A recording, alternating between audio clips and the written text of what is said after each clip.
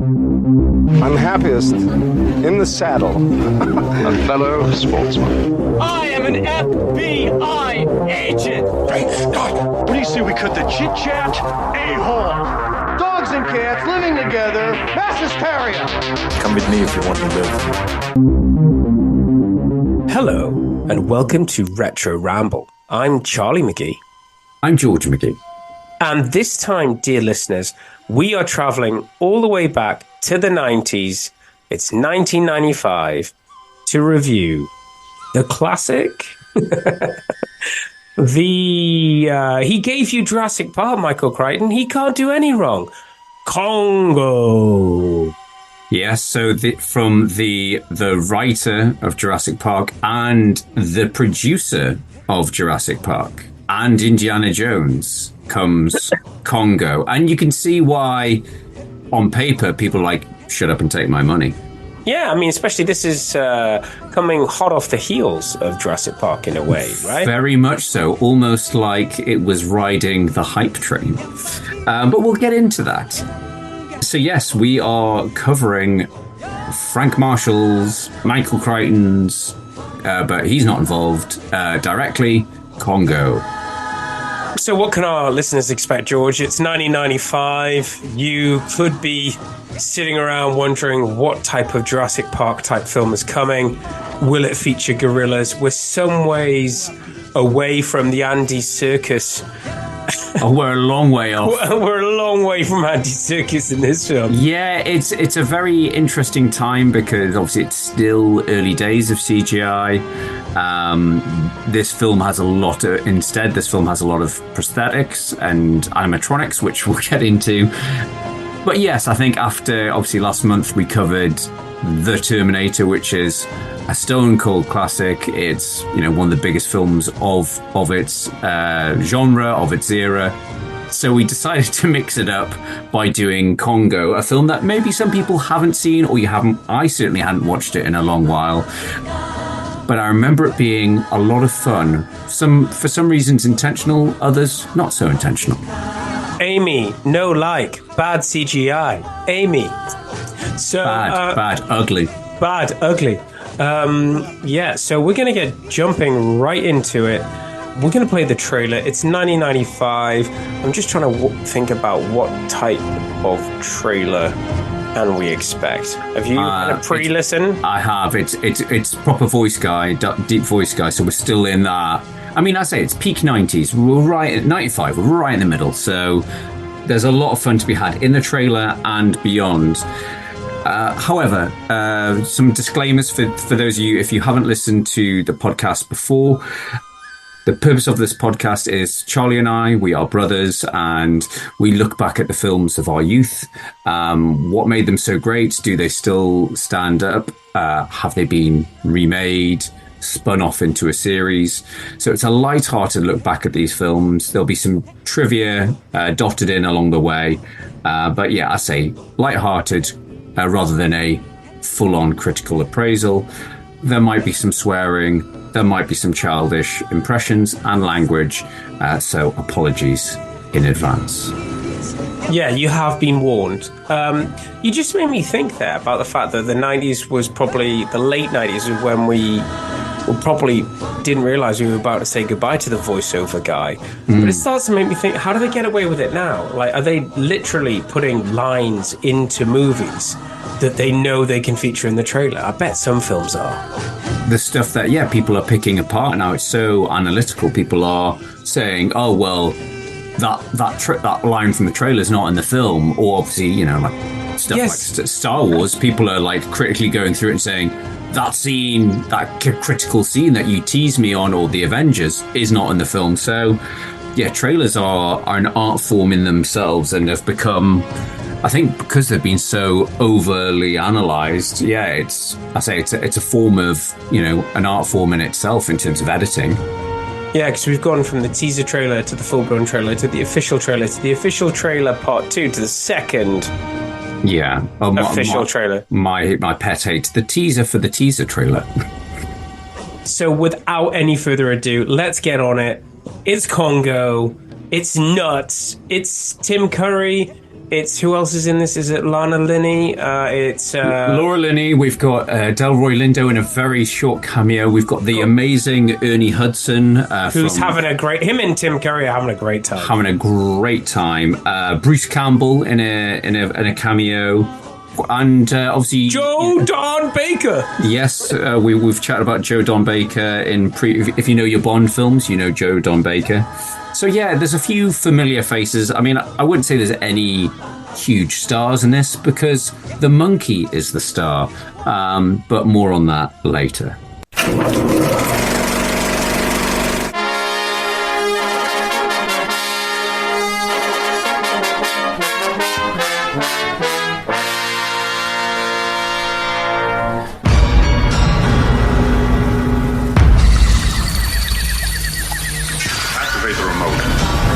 In the race for the world's most advanced communications technology, a shocking discovery has been made. What was that? Lock your remote. Give me a thermal reading result to 6.6. It will take two young scientists into the heart of the African jungle, where a secret hidden for 2,000 years holds the key to the future. This is Karen Ross. 81452. Houston, do you read? You used to work for the CIA, and now you're Travico. Some will come to it for science. This is a big deal, Charles. This is a big find. Some for fortune. A diamond mine of incredible bounty. And some to return home. She doesn't really belong anywhere, does she? No, she belongs here. Together, they will search. My boss, he thought I wasn't going to make it. He sent another expedition. Drawn deep into a mystery. Camp destroyed, people dead, a gray gorilla. No such thing as a gray gorilla. I saw one. And the more they discover, The same hieroglyphics over and over. the greater the danger. What do they say? We are watching you.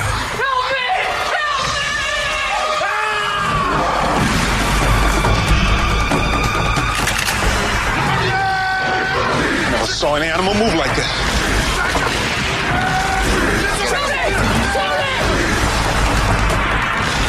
How intelligent are they? See, they're smart. They're too damn smart.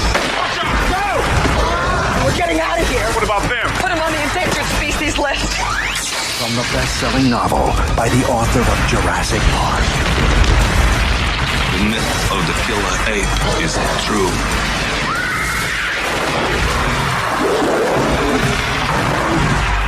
Congo, where you are the endangered species.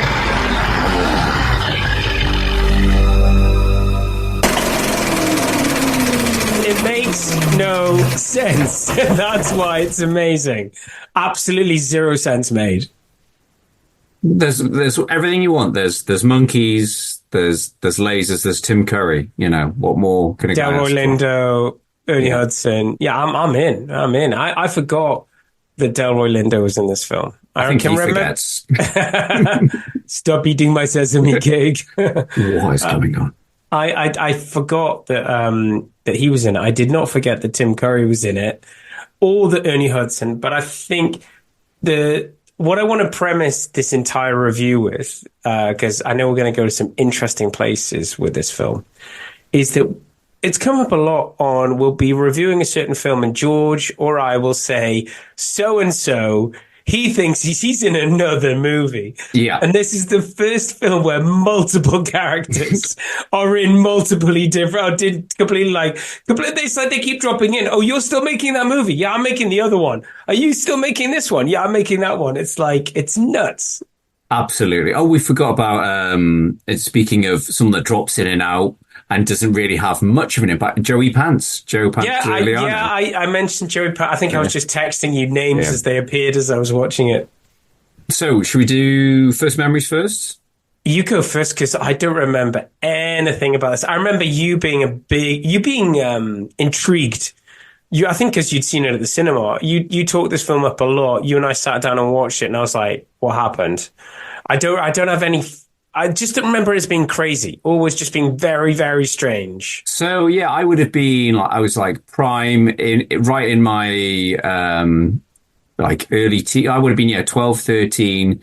I remember this was like, at that stage where I was going to the cinema by myself with my mates, going to the mall, going to the Metro Centre at the old parents, just you. Yeah. Freedom. So I remember going with my good old friend Tom McKechnie, and it was that stage where probably from like 12 to 15, 16, where you felt like you were pretty much going to the cinema every week, if not, it was like every other weekend. Week. Yeah. You were just happy to be allowed in. And that's it. You'd watch anything. And at that age, you would watch anything.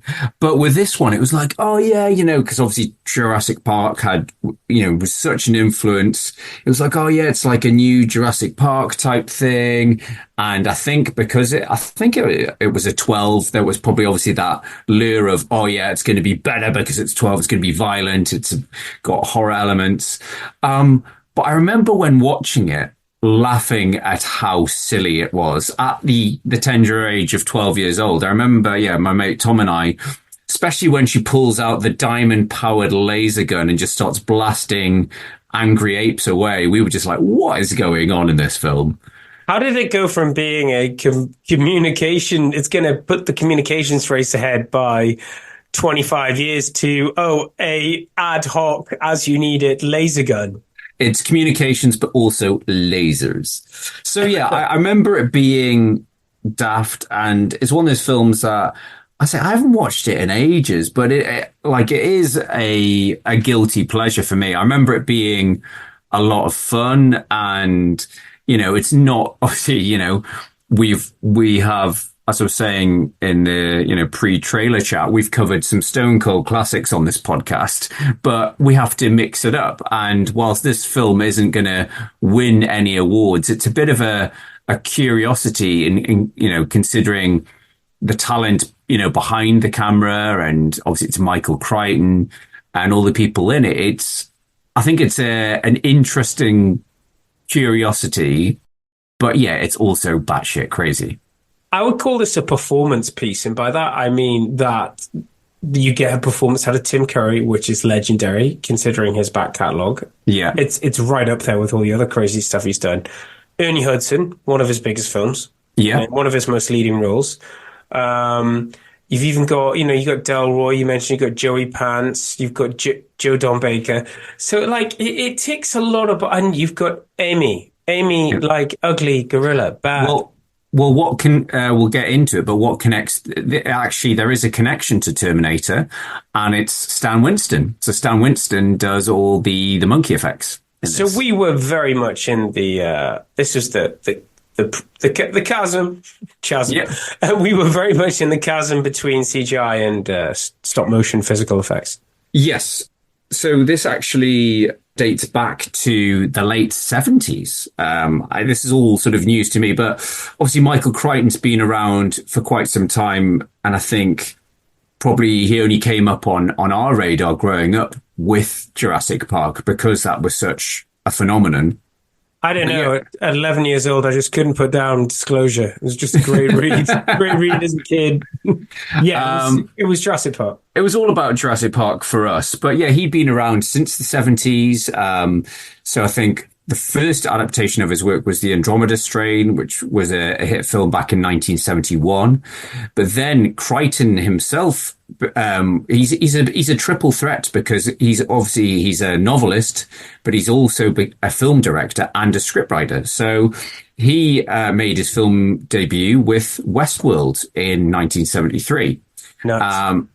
And then he would go on to adapt one of his own novels. So Westworld wasn't a novel, it was just a straight film for him. But in 1979, he did The Great Train Robbery with Sean Connery. And I haven't seen that, and I'm sure we'll probably have some listeners writing in saying, "What do you mean you haven't seen this?" I've seen bits of it. It's been on my to watch list for ages. It might be a retro Ramble revelation at some point. But anyway, Crichton has a positive experience writing the screenplay and working with Connery. So he wants to do something with him again, and he starts thinking up a jungle adventure in the spirit of King Solomon's Mines called Congo. And he says, besides updating like King Solomon's mines, he wanted to make use of the research of sign language for primates. So he starts working about the idea. And before, in true Hollywood fashion, before he's even written the novel, he pitches it to the studio, to 20th Century Fox, who sign it off and give him $1.5 million for the rights. The novel comes out in 1980 and he starts pre-production in 1981. Fox are really happy with his script, but Michael Crichton holds up pre-production because he is adamant he wants to use a real ape for Amy, a gorilla capable of communicating via sign language. Spoiler alert, he doesn't find one. Mr. Crichton, that technology doesn't exist yet. We'll make it happen. So yes, he said it's, Amy's one of the main characters. She's on screen the whole time. She better be charming. You better not see human eyes. You can't have Rick Baker in a monkey suit. And Rick Baker at this time, he'd obviously done American Werewolf, but he'd done the effects for King Kong, the King Kong remake with Jeff Bridges in the 70s as well. And he spent like a few years trying to find this perfect ape. The missing link, so to speak. Yeah, and unable to, he steps down from the project. But Fox is like, well, we're going to go ahead and we'll shop it round to other directors. I'll get into which directors are considered, but unsurprisingly, one of them is Steven Spielberg. Can you do the Steven Spielberg magic, please, Steven? Because you've done it before with dinosaurs. What could possibly go wrong? And well, that's it. Even Spielberg was like, well, I've done sharks. By this point, he'd done E.T. And then even Crichton, because I think they were friends by this point. They were like, Crichton was like, yeah, but this isn't a creature. This is, a walking, talking thing. It's different. And by 1983, Michael Crichton, in a press release, says Congo is a dead project that will never be made. Over my dead ape hand. Yeah, so he says it's never be made. Cut to 4 years later, and Crichton is promoting his novel Sphere, which would obviously go on to become a film in the I think 97. I think it was the year. It was the year of the greatest. And he has a change of heart. Says, yeah, the film's finally going to be made this year. But nothing happens. So it languishes with Fox for 5 years until around 92, when producing a couple and real life couple, Kathleen Kennedy and Frank Marshall, buy the rights to it during the production of Jurassic Park, which they're also producing. So they realize, hang on, this, everyone's, the hype for Jurassic Park was huge. And so they were like, okay, this is going to be, the next big one. And the studios are going to be clamoring over to have it. And so I think Paramount must have bought it off Fox. Fox had it for so long. But yes, critically, Crichton is not involved in the production whatsoever. That it's even asked in a press release, and Kathleen Kennedy says, Michael sold the rights a few years ago. He's not involved in this movie. So yeah, I think it's a bit of a sore point for Michael Crichton because he was so keen to make it. But I think because of seeing the stuff done with Jurassic Park, it made them think, well, yeah, we can have a crack at this. If we can do dinosaurs, we can do monkeys.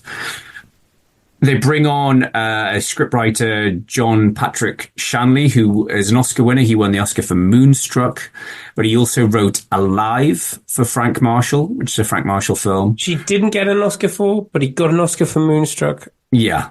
And he also wrote and directed Joe versus the Volcano, which was a film for Amblin, which was produced by Spielberg and Kennedy and Marshall.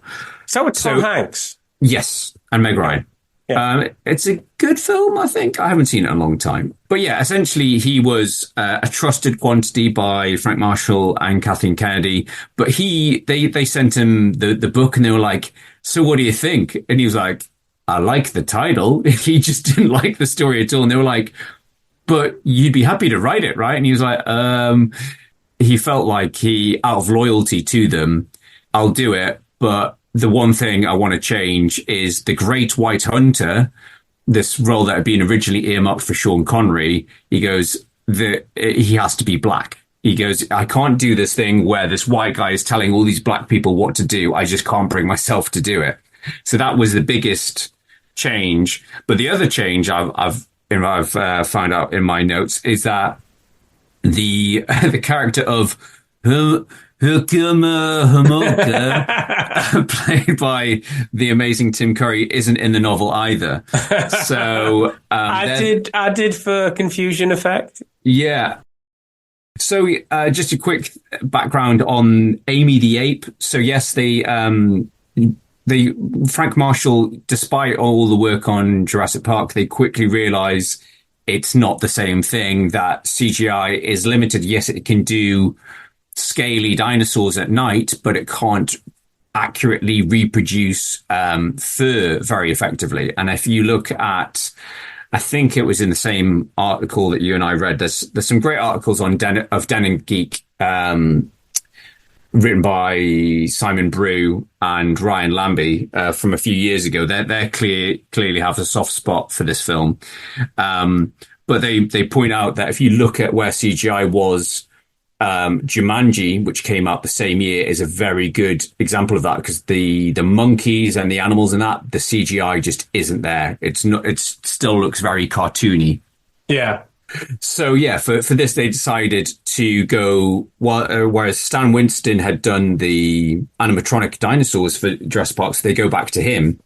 And it seems like there's a bit of an ongoing rivalry. I mentioned Rick Baker before, between Rick Baker and Stan Winston, because it seems like Rick Baker, because of stuff like King Kong, and he did American Werewolf in London, but he also did Gorillas in the Mist and a Tarzan movie. Rick Baker was the ape guy, whereas Stan Winston was the robot guy. Okay. And Stan Winston was like, well, I want to prove to everyone, the industry, that it's not just Rick Baker. I can do it as well. So he jumped on it, and they spent months doing this animatronic Amy, and Paramount was so sold on it, they took her in. Amy the Ape into a shareholders board meeting, saying, meet our latest star. It was nuts. That is somebody in a suit, right? It's somebody in a suit. It's somebody. We joke about it. It's like put a suit on a monkey. Yeah, it's a guy in a monkey suit. No, it's a monkey inside a monkey suit, Charlie. So yes, no, it's an actress inside an animatronic suit. A few sound bites from Stan Winston, and he sounds like he's not happy about how the grey apes in particular didn't end up on camera. He says due to lighting. He said so much of his success of these characters that we create depend on lighting and setting. I wasn't at all happy with the Grey's environment, the Grey apes. The big red cave didn't allow for interesting or dramatic lighting at all. As wonderful as they could have been, they wound up looking like a bunch of guys running around in grey fursuits, mainly because the limitations of the set and the lighting. So Stan Winston, the fact that they were a bunch of guys running around in ape suits, but apparently they'd spent ages sculpting all these particular faces for all the grey apes, and gave them all interesting quirks and individuality. And I would argue Frank Marshall's, he's done a few films. So Frank Marshall did Arachnophobia, he did Alive, he did this, but it's a fairly, he's produced so many films. Like, as I say, he's, Spielberg's producing partner. He did the Indiana Jones series. I think he also produced the Bourne series, and he's still the producer of Jurassic Park. So he's a very successful producer, but I think it's safe to say he's no Spielberg. Just on that, I think when you watch this film and you realize that this was coming after Jurassic Park, and how it's not about the technology. When you look back, because we've obviously reviewed it here on the podcast, but how good it still looks today. Yeah. The fact that he does a great mix of mixing. Obviously, he had the best CGI going in the business, because it was leading edge back then. But it's the other stuff where this film falls down, like I don't know about you, but I was waiting. I just felt at the end that you don't see the great gorillas. It's all blurred. It's all badly lit. It's really badly edited. It's like terrible. It's like blinking. You miss. It's like they're over there. They're over there. Shoot, shoot. They're over there. Explosion. Ah, they're coming. Ah, my arm. Ah. You don't see anything. It's terribly edited, and the only thing that annoys me is the fact the actors don't look as confused as I do. Well, it's nuts if you think that they spend so much time with the character of Amy, which, for all intents and purposes, and all this effort they've put in, it still looks really pony. It still looks. It's clearly a person in a suit. There's no any point in your mind you go, well, actually, it could be. Did you not suspend belief even a little bit of time at the beginning of the film? When it was, I did at the beginning. I was like, is that a real ape? And then it started drinking a martini on a plane, and then started smoking a cigar. Yeah. And then it started skydiving with Ernie Hudson. Oh, come on. When was the last... When have you not wanted to see a gorilla skydive with Ernie Hudson? I mean, yeah, this film is crazy. You've got, as you say, it feels like they're acting in different films. You've got Joe Don Baker screaming at everyone and everything in his tiny little comms room. Well, he's trying to he employs 40,000 people, Josh. And with that kind of a diamond, we could dominate the telecommunications industry. They do not explain how the magazines, printing, books. It's like the logic and the desperation in this guy is very patchy about. Is it like the laser's going to communicate information? I don't know. Something to do with satellites. Don't worry your pretty little head about that right now, George. And the way he convinces Laura Linney to go, which is like, well, you've got to go, and you've got experience, and you're going. She's like, what? Yeah. It's weird. It's like this. The thing is, I think that I definitely agree with is that. I mean, we haven't even started to talk about Tim Curry, who is not yet. He has a mixture of motivation, shall we say, and a mixture of accents. Yeah, because he's not sure whether he's Russian, or German, Romanian, or in some parts just plain old African. Because Zinj. There's the lost city of Zinj. He really devours the dialogue. Love it. But I love how he keeps on popping up. It's like we need some comic relief. With these, and Ernie Hudson as well. He's like... Ernie Hudson is leaning into it. I think he's having a great time. He's having an absolutely great time. He's like, I'm getting paid. This is my film. I'm not sure what his accent is either. I think it's going a little bit British at times. Oh, it's going very British at times, and if not, it's American. Don't you worry about that, young fellow. Yeah. He's having a fantastic time. Yeah, he's the him and Tim Curry for different reasons are the best things in this. I like a bit of Delroy Lindo. Delroy Lindo is a cameo. Like he literally turns up for that one scene, shouts at Tim Curry. Joey Pants doing walking dialogue. Yeah. What do you do? I'm Joey Pants. I do walking dialogue. You ready for some walking dialogue? You want me to buy some stuff for you? Yeah, I can buy some stuff for you. I'm Joey Pants. Great to see him, even if it's a tiny role. Delroy Lindo, a very small role for Bruce Campbell at the start as well, which is a real shame. Is he he's not Ash, but he's been in... He is Ash, yeah. He's been in the Spider-Man films, Sam Raimi, he's Evil Dead or Walking... No, Evil Dead. Evil Dead, yeah. Yeah, he's... Bruce Campbell's a legend, and it's why one of those things he's one of those people that should have been in more bigger things, but I think he's just quite happily being a sort of cult B-movie actor. Yeah, he's earned his stripes. What else needs to be said about this film that we haven't already covered, George? Well, yeah, maybe it's 12-year-old me, but I remember the bit with the laser gun at the end being a lot cooler. But again, it's just sort of, as you say, the action's really badly edited. And it's a really weird, it's clearly I don't know if they were running out of money, but it feels like a cheap set.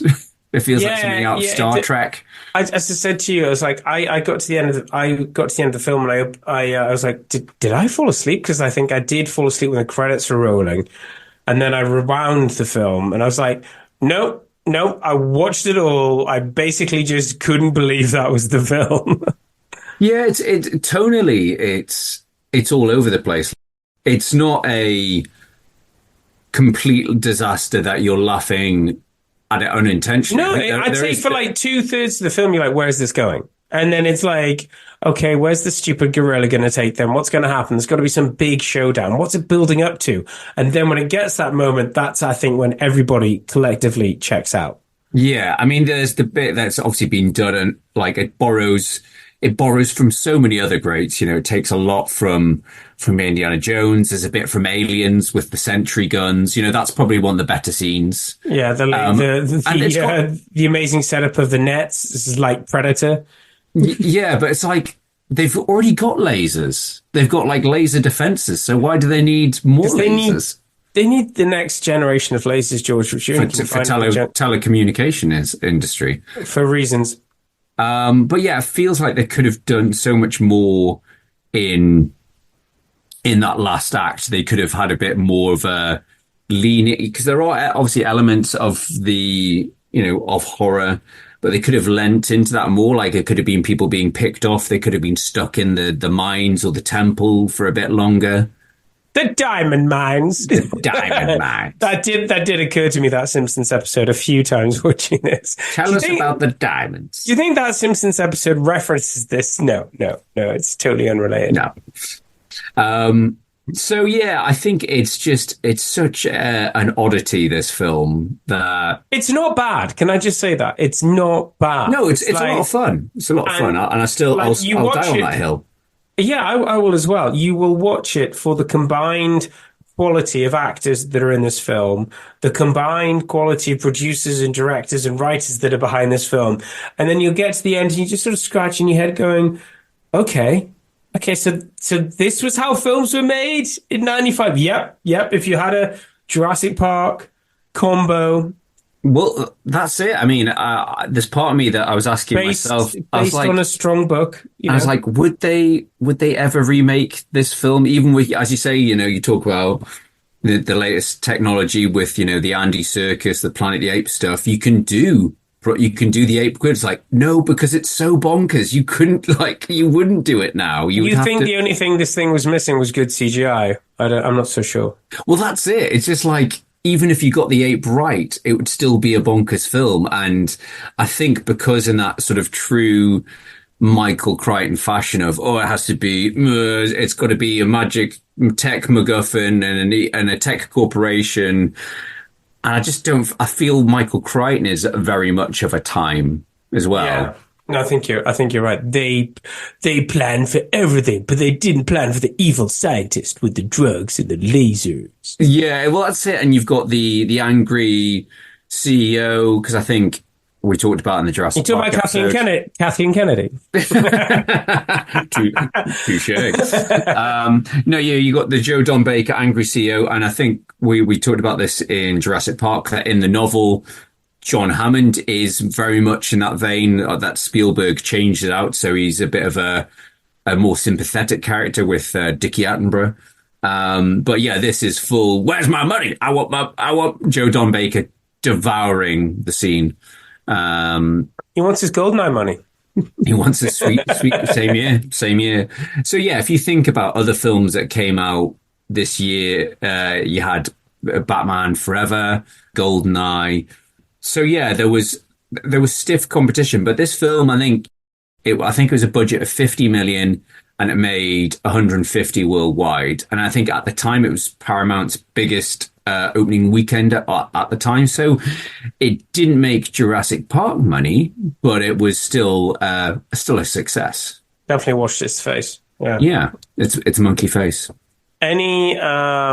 I'd love to know, was there anybody who said no to this film? Were there any significant coulda? Well, yeah. There's loads of coulda, woulda, shoulda. I mean, obviously I was thinking, do I skirt around it and not reveal it? But obviously, it's very interesting to think that Crichton wrote it with Connery in mind for the Ernie Hudson role. Yeah. And ironically, it was inspired by Alan Quatermain, which Connery would go on to play in his final role, The League of Extraordinary Gentlemen. But Connery would have been perfect. He's been putting black actors in their place since he was in Doctor No. Quado, fetch my shoes. Yeah, he would be right at home. Yeah, because I think in the novel he's described as like half white, half Indian or something like that. I'm just like... Connery could easily pass for Indian. Connery seamlessly transformed into a Japanese man in Few Only Live Twice. So Exactly. And... yeah, but other people considered. So we'll get into full coulda, woulda, shoulda now. So what is coulda, woulda, shoulda, Charlie?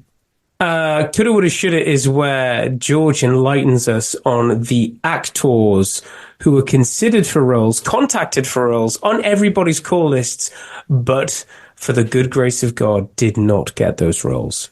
So yes, we've talked about Sir Sean Connery was always in frame when Michael Crichton was trying to get it off the ground. Would he be getting ready to make 90s soft porn Rising Sun?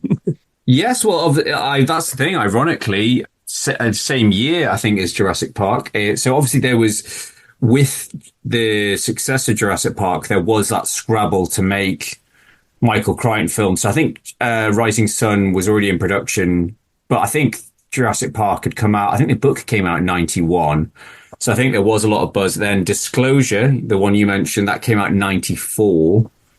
And then this, 95. And then Sphere, I want to say, is 97.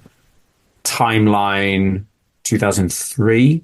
And I'm not sure if there's any other sort of big Michael Crichton ones that we've missed. Obviously, there's the Lost World Jurassic Park, which Michael Crichton was very savvy at like writing books that he clearly knew were going to be turned into films. He's quite a cinematic writer, but yes, I think some people would say he always had, because he was a screenwriter and a director, he always had one eye on, oh, well, if I write this, yes, it could easily be made into a film.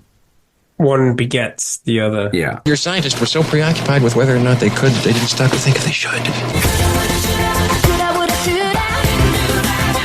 But anyway, coulda, woulda, shoulda. So for Monroe Kelly, outside of Sean Connery, we had Warren Beatty.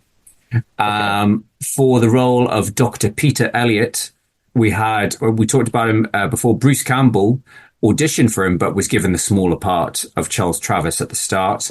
But also someone that was very big in the mid-90s, Hugh Grant declined the role of Dr. Peter Elliott as the ape doctor.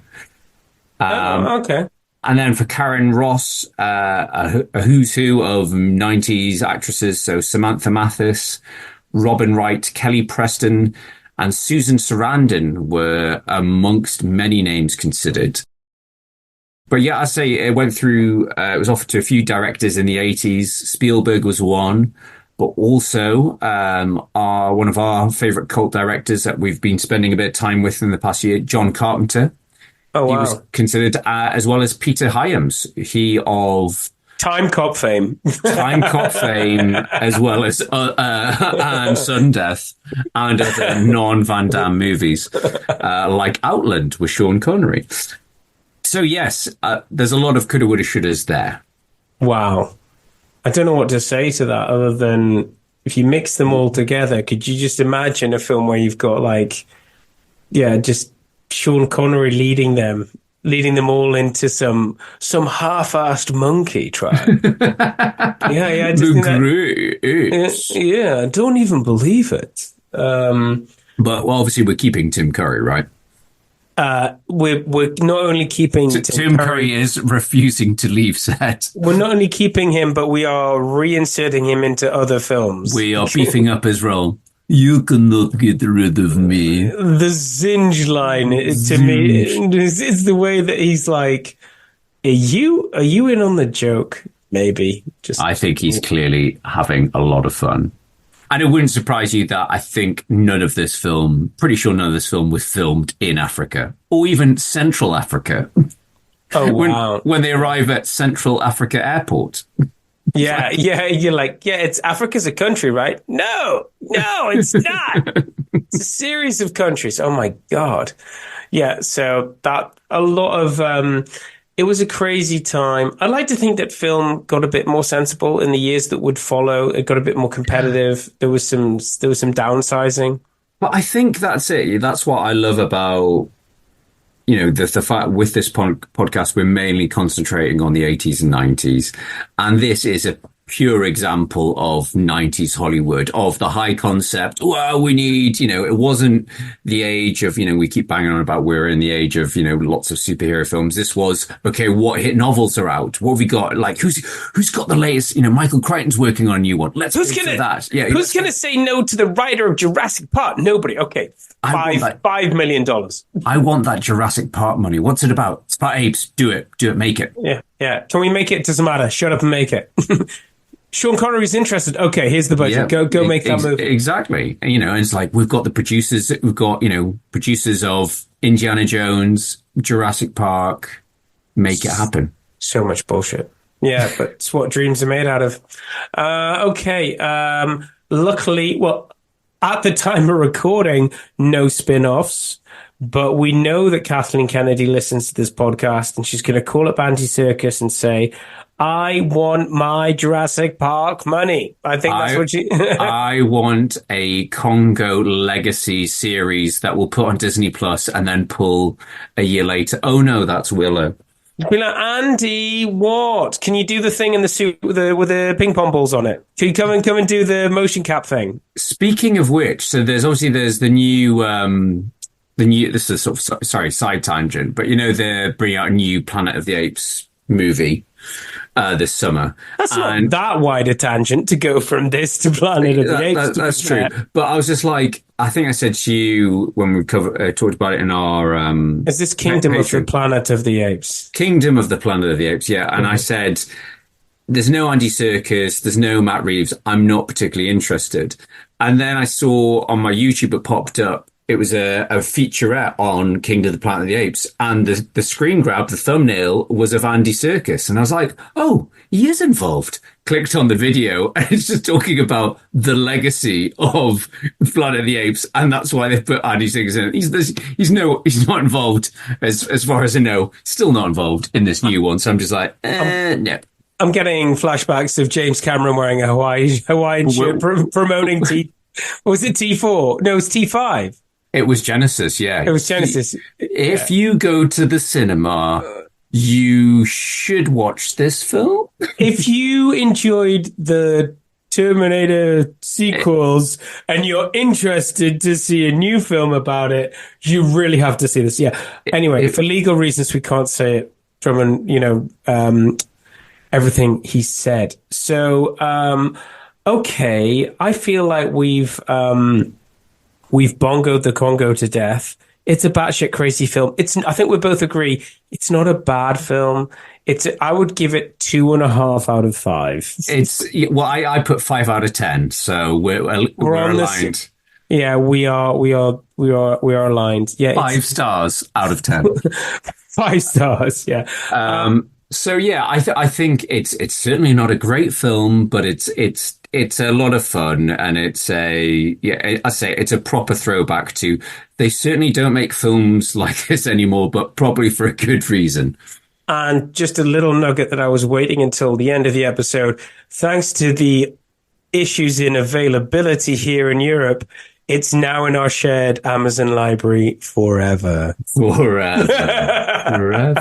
Whenever you've got a dull moment, George, just chuck it on. You can watch whatever you like. Well, no, I own it on iTunes, and I think I picked it up for a few quid. But I did say to myself after watching it, I was like, I'm not sure how soon I'm going to watch that again. But I'm not sure iTunes is forever like Amazon. But yeah. Yeah. So are you trying to tell me that we have copies of? You're talking about something else on iTunes. No. We've got. So we have 2 digital copies on 2 different. Well, at least we've got redundancy built in there. If Amazon or Apple goes under, as long as it's only one of them, we've got Congo forever. Exactly. And who's going to be laughing now? Yeah, I'm certainly not laughing. Okay. Brilliant. Anything else that we need to promote, mention, or edit? We have a bit of a blank spot for next month for the regular podcast. Oh, don't tell them that. They'll be sending in their suggestions. I know. We've got some. Someone came up with some suggestions. I'll share with you off mic. But yeah, we've done a bit of a mixture of stuff this year. We've done the Terminator. And on Patreon, we did a feature on the less successful Terminator sequels from T3 onwards. That's your opinion. That's my opinion. Other opinions may vary. But yes, let us know if you do have suggestions for the main podcast. Please do let us know. We'll be available on the usual channels. We're on Facebook, Twitter. I'm not calling it X. Instagram, YouTube. So yes, if you do have any ideas, what are your thoughts on Congo? Let us know. Are there any other Michael Crichton films that we should cover? I don't. I mean, we do have Rising Sun on the list. We haven't done Sphere yet. Yeah, we haven't. Sphere, I remember again is like starts off well, but then I don't know if it's just the reveal isn't. That I felt it gets a bit boring towards the end. I don't know. I think we could cover that film. We could just forget. Yeah, I mean, as a plot device. Yeah, I think. Well, let's get. I mean, obviously, when we get to the Michael Douglas marathon, oh god, we will cover Disclosure and everything else that he's ever done. I think all I know from Disclosure is that there's a scene where, because it's the mid-90s, he has to be. He enters. He's trying to virtual reality. He's deleting files in virtual reality to make it more exciting. Yeah. Anyway, yes, stay tuned. But let us know if you have any suggestions. Thank you for listening. I've been George. I've been Charlie D. We'll see you next time. Bye-bye. Bye-bye. And who are you, sir? Erkema Homolka, formerly of Romania, free now of the chains of Ceausescu, traveling the world, doing good. You may call me Mr. Homolka. As a young man, I found a book in Soviet Georgia. It contained a detailed drawing of the city of Zinj. What is this? It is the city of Zinj. City of Zinj. The city of Zinj. The city of Zinj. Have your laughing, and I will have mine. No, the diamonds are here.